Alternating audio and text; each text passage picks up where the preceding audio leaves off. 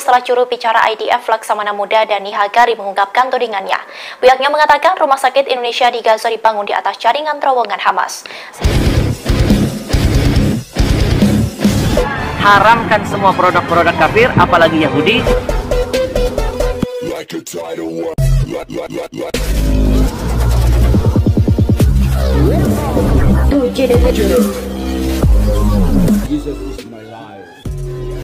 Shalom sahabat yang dikasihi Tuhan Yesus, puji Tuhan kita bertemu kembali dalam kasih-Nya.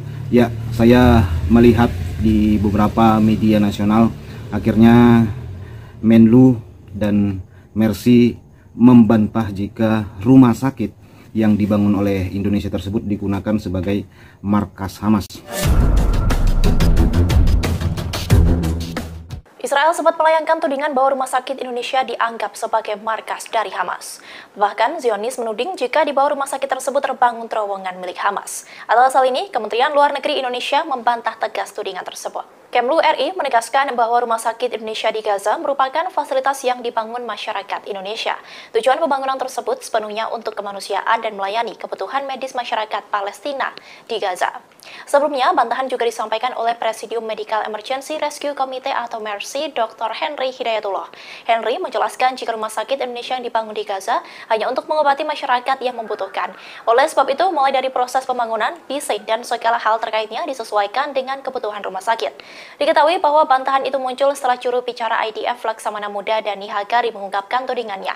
Pihaknya mengatakan rumah sakit Indonesia di Gaza dibangun di atas jaringan terowongan Hamas. Selain itu, Israel juga menuduh rumah sakit Indonesia melindungi jaringan terowongan itu dari pengeboman karena berada di bawah rumah sakit. Download Tribun X sekarang, menghadirkan lokal menjadi Indonesia. Bantahan-bantahan dari Menlu dan Mercy tersebut cukup mengherankan ya bagi saya. Kenapa saya heran sahabat? Karena tuduhan oleh IDF tersebut memberikan bukti-bukti dan fakta-fakta dan segala sesuatu, baik itu berupa data, video, dan suara. Jadi buktinya jelas ya. Bahkan melalui data-data GPS dia tunjukkan bagaimana memang ada markas Hamas di situ. Bahkan bukti-bukti terowongan-terowongan, bahkan lubang-lubang yang menuju ke markas Hamas tersebut disertakan dengan bukti dan data yang cukup nyata gitu sahabat. Yang mengherankan bagi saya adalah bantahan-bantahan dari Mercy dan Kemenlu tidak ada menyatakan data, baik itu berupa video, baik itu berupa data GPS, baik itu berupa suara atau data-data yang bisa membuat kita ya berkata oke lah kan gitu ya. Ya cukup bantahan dengan pernyataan tidak ada itu gitu loh. Hanya begitu saja karena menurut mereka ya rumah sakit itu memang digunakan untuk kemanusiaan. Ya kita tahu rumah sakit itu untuk mengobati orang sakit, untuk kemanusiaan. Yang menjadi pertanyaan kita, kenapa rumah sakit itu digunakan selain untuk kemanusiaan, digunakan juga untuk markas Hamas? Nah, itu yang menjadi pertanyaan publik ya. Karena dari data IDF tersebut, kita melihat fakta-fakta dan data-datanya gitu ya, ditampilkan gitu loh. Jadi saran saya buat Mercy atau Ibu Kemenlu ya, tolong diberikan bukti gitu loh supaya publik ini percaya, supaya jangan ada pemikiran dunia bahwa Indonesia mendukung atau menyokong teroris Hamas. Itu saudaraku, karena berisiko buat bangsa kita, buat kedaulatan NKRI yang selama ini menjadi negara berpenduduk muslim terbanyak di dunia, berdiri di atas demokrasi dan menolak teroris, bahkan salah satu negara yang mempunyai keinginan besar akan membasmi segala organisasi-organisasi terorisme. Nah, begitulah pandangan dunia kepada Indonesia. Terbongkarnya data-data dari IDF ini ya memang cukup menggemparkan gitu, cukup menggemparkan dan tidak menyangka, bahkan saya pun tidak menyangka jika Indonesia menyokong Hamas dengan segala bantuan-bantuan dan menurut IDF rumah sakit tersebut memfasilitasi markas Hamas dengan segala pemasukannya dan melindungi Hamas di bawah terowongan rumah sakit tersebut. Seharusnya kan Kemenlu atau Mercy menunjukkan data, ya umpamanya pergi ke situ kan, Mercy kan memang langsung ya berhubungan dengan rumah sakit tersebut, ya langsunglah perlihatkan, videokan, lihatkan terowongan yang ditunjukkan itu atau lubang-lubang tempat masuknya organisasi Hamas, ya ditunjukkan, atau masuk ke dalam itu kan gitu saudaraku, dia tunjukkan mana terowongannya, dia tunjukkan bukti semuanya, data fakta, baik itu melalui GPS, baik melalui video atau gambar-gambar gitu loh, supaya jangan dikatakan orang fitnah. Jadi menurut saya kalau hanya dibantah dengan perkataan saja, ya menurut saya sih semua orang bisa hanya membantah tanpa data. Kalau cuma ngomong tidak ada itu begini ya, hanya sekedar ngomongan saja tanpa ada data, ya apalagi di zaman internet ini, ya rasanya kayak kurang cocok gitu loh menurut saya. Karena orang di zaman internet ini, zaman keterbukaan ini butuh data. Jadi tidak hanya bantahan secara lisan, tetapi lisan bersamaan dengan data. Ya seperti yang dilakukan IDF itulah, gitu loh. Atau dibuat videonya.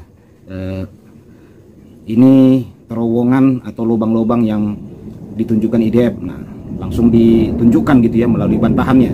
Nah, diperlihatkan semua. Ambil video data-data dari IDF itu, nah, langsung direaksi gitu loh. Data by data.